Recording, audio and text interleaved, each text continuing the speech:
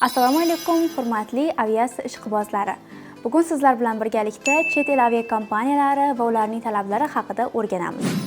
Yodingizda bo'lsa, o'tgan darsimizda O'zbekiston aviakompaniyalari va ulardagi talablar haqida gaplashib o'tgan edik. Chet el aviakompaniyalaridagi farqlar O'zbekiston aviakompaniyalaridagi farqlardan butkul farq qiladi. Shuning uchun bu darsga e'tibor bilan qarashingizni so'rab qolardim. Chet el aviakompaniyalari deganda biz oldingi mavzularimizda aytib o'tganimizdek, o'zbekistonliklar ishlashi mumkin bo'lgan aviakompaniyalarni nazarda tutib aytamiz. Bu aviakompaniyalar bo'lishi mumkin Emirates, Etihad, Flydubai, Air Arabia, Qatar Airways, Saudi Airlines, Riyadh Air, Flynas kabi aviakompaniyalar. Chet el aviakompaniyalarining talablari har doim bir xil va umumiy bo'ladi. Aviakompaniyalarga qarab turib, O'zbekistondagi singari farqli bo'lmaydi odatda. Shuning uchun bugun aviakompaniyalar haqida o'rganamiz va ularning talablarini o'rganib chiqishimiz ham anchagina oson bo'ladi. Keling, hozir birgalikda umumiy talablarni ko'rib chiqamiz. Chet el aviakompaniyalarining eng muhim talablari bu yosh chegarasi hisoblanadi. O'zbekiston aviakompaniyalarida oldingi darsimizda aytib o'tgan edik, 18 yoshdan boshlab ishlash mumkin deb. Lekin chet el aviakompaniyalarida siz 21 yoshdan boshlab ishga topshirishingiz mumkin. Buning sababi chet el, ya'ni arab aviakompaniyalarida passajirlarga, ya'ni yo'lovchilarga alkogol taqdim qilish huquqini beruvchi, ya'ni litsenziyasi 21 yoshdan hisoblanadi. Birlashgan Arab Amirliklari yoki shunga o'xshash davlatlarda agarda siz 21 yosh bo'lmasangiz, bu huquqni siz ola olmaysiz. Shuning uchun ham aviakompaniyalar hujjat bosqichlarida muammo bo'lmasligi uchun ham talabni 21 yoshdan qo'ygan. Agarda sizning yoshingiz 21 yoshga hali to'lmagan bo'lsa, bu aviakompaniyalarga hujjatlaringizni topshira olmaysiz. Maksimum yosh chegarasiga keladigan bo'lsak, siz 33 yoshgacha chet el aviakompaniyalariga bemalol ishga topshira olasiz. Agarda boshqa talablarga javob bera olsangiz albatta. Keyingi talablardan biri esa bu ingliz tilini yaxshi bilish. Chet el aviakompaniyalarida sizdan faqatgina ingliz tili so'raladi. Bu aynan rus tili bilmaydiganlar, faqatgina ingliz tilini biladigan yoshlar uchun ayni muddao. Ingliz tilida siz erkin muloqot qila olishingiz, erkin yoza olishingiz kerak. Chunki sizda o'qish jarayonlari to'liq ingliz tilida bo'ladi. Ingliz tili darajangiz taxminan TOEFL sertifikatiga belgilaganda B2, ya'ni B2 darajada bo'lishi kerak. Chet el aviakompaniyalarida ham O'zbekiston aviakompaniyalari kabi sizdan til bilish sertifikatlari bo'lishi talab etilmaydi. Agarda til bilish sertifikatlaringiz bo'lsa, bu sizga shunchaki bonus sifatida xizmat qiladi. Keyingi talablardan biri esa sizda eng kamida 1 yil xaridorlar bilan ishlash malakasi bo'lishi kerak.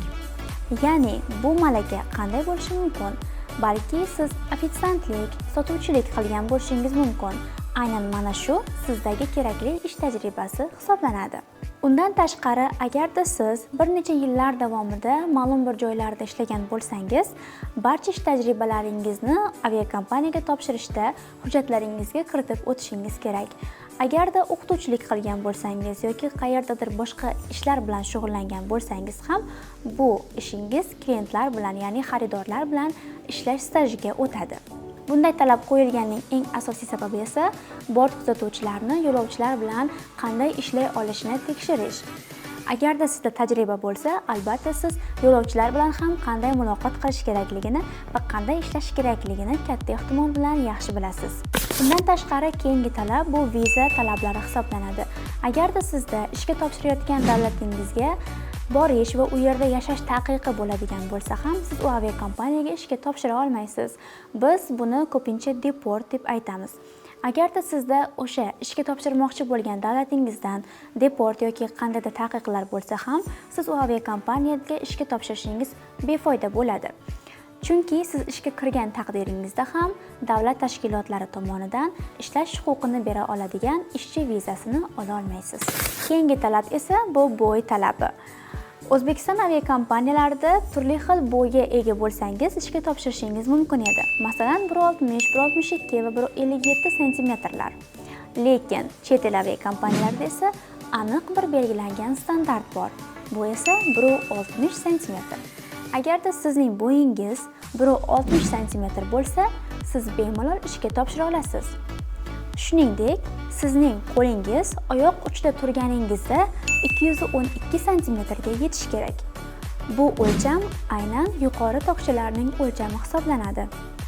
Chunki oldingi darslarimda aytib o'tganimdek, barcha favqulodda foydalaniladigan uskunalar yuqori tokchalarda joylashtirilgan va ushbu tokchalarning o'lchami esa 212 cm hisoblanadi. Agarda sizning bo'yingiz yetib, qo'lingiz yetmay qolsa ham, afsuski siz ishga kira olmaysiz. Shu sababli albatta poliklinikalarda yoki uy sharoitida bo'yingiz va qo'lingizni necha santimetrga yetishini o'lchab ko'rishingizni maslahat beraman. Chet el aviakompaniyalarida tana massa indeksi bo'yicha aniq va belgilangan tartib-qoida yo'q. Agarda sizda ko'rinishingizda ortiqcha vazn bo'lmaydigan bo'lsa, bemalol siz ishga topshirib kira olishingiz mumkin. Sizdan hech qanday Ketley indeksi yoki oldingi safargi darslarimizda o'lchab o'tganimiz bo'yicha kalkulyator hisoblari so'ralmaydi. Shuningdek, biz e'tibor qilishimiz kerak bo'lgan keyingi talab esa tatuirovkalar va shramlar haqida bo'ladi. Agarda sizda tanangizning belgilangan zonalarida tatuirovkalar yoki turli xil chandiqlar, dog'lar bo'ladigan bo'lsa ham, aviakompaniya suhbatlaridan o'ta olmasligingiz mumkin. Bundan tashqari, chet el aviakompaniyalarida ham salomatligingizga alohida e'tibor beriladi. Bu haqida ham oldingi darslarimizda gaplashib o'tdik. Yana bir bor eslatib o'tmoqchiman. Agarda sizda qon, ya'ni gemoglobin miqdoringiz past bo'lsa, bu chet el aviakompaniyalariga ishga kirishingizda ham sizga qiyinchilik tug'diradi. Undan tashqari, agarda organizmingizda qandaydir kasalliklar, masalan shamollashlar bo'lsa ham, bu sizni tibbiy ko'rik bosqichida muammolarga olib kelishi mumkin. Shu sababli bu ishga topshirmoqchi bo'lgan har bir kandidat o'zining salomatligiga alohida e'tibor berishi kerak. Undan tashqari, tishlar bu aviakompaniyalarda ham juda katta ahamiyatga ega. Oldin aytib o'tganimdek, tishlaringiz tekis, kulganingizda ortiqcha narsalar ko'rinmaydigan holatda va davolangan holatda bo'lishi kerak. Agarda tishlaringizda qandaydir nuqsonlaringiz bo'lsa, albatta sizda hali vaqt bor. Imtihonga topshiradigan paytingizgacha bemalol davolab olish imkoniyatini qilsangiz bo'ladi. Navbatdagi talab esa aviakompaniyalar joylashgan hududda yashay olish imkoniyati. Agarda siz Dubay yoki Arabiston aviakompaniyalariga ishga kiradigan bo'lsangiz, siz o'sha aviakompaniya joylashgan hududga ko'chib o'tib yashay olishingiz kerak. Chunki ko'plar o'ylashadiki, agarda men boshqa davlatdagi aviakompaniyaga ishga kirsam, Toshkentda, ya'ni O'zbekistonda turib ishlashim mumkin deb. Aslida esa unday emas. Agarda siz Birlashgan Arab Amirligi aviakompaniyalariga ishga kirsangiz, masalan Emiratesga, siz Dubayga ko'chib o'tishingiz kerak. Bu haqida ham oldingi darslarimizda gaplashib o'tganmiz. Aviakompaniya barcha xarajatlarni o'zi hisobidan qoplab beradi. Ya'ni sizga bilet pullari va yashash joylarini aviakompaniya to'liq to'lab beradi. Faqatgina sizdan talab etiladigan narsa esa aviakompaniyaning o'qishlarini yaxshi baholarga tugatib, aviakompaniyaga yaxshi xizmat ko'rsatish bo'ladi. Ushbu chet el aviakompaniyalari qaysi deb so'raydigan bo'lsangiz, ular Emirates, Etihad, Birlashgan Arab Amirliklarida joylashgan va undan tashqari Fly Dubai, Air Arabia kabi aviakompaniyalar hisoblanadi. Bu aviakompaniyalar o'rtasida faqatgina Air Arabia aviakompaniyasi 20 yoshdan boshlab ishga qabul qiladi. Ushbu aviakompaniya ham Birlashgan Arab Amirliklarida joylashgan. Keyingi aviakompaniyalarimiz, masalan Flynas yoki Saudi Airlines, Riyad Airlar esa Saudiya Arabistoni davlatida joylashgan. Siz agarda mana shu aviakompaniyalardan qaysi birigadir ishga kiradigan bo'lsangiz, siz Saudiya Arabistoniga ko'chib o'tishingiz kerak bo'ladi. Umid qilamanki, bugungi darsimiz sizlarga tushunarli va foydali bo'ldi.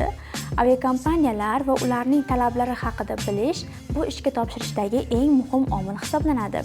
Siz talablarni bilmasdan turib, aviakompaniyalarga to'g'ri hujjatlaringizni topshira olmaysiz. Shuning uchun umid qilamanki, bugungi darsimiz sizga foydali bo'ldi. Keyingi darslarimizda esa aynan qanday qilib hujjatlar tayyorlash va hujjat topshirish haqida gaplashamiz. Keyingi darsda ko'rishguncha xayr.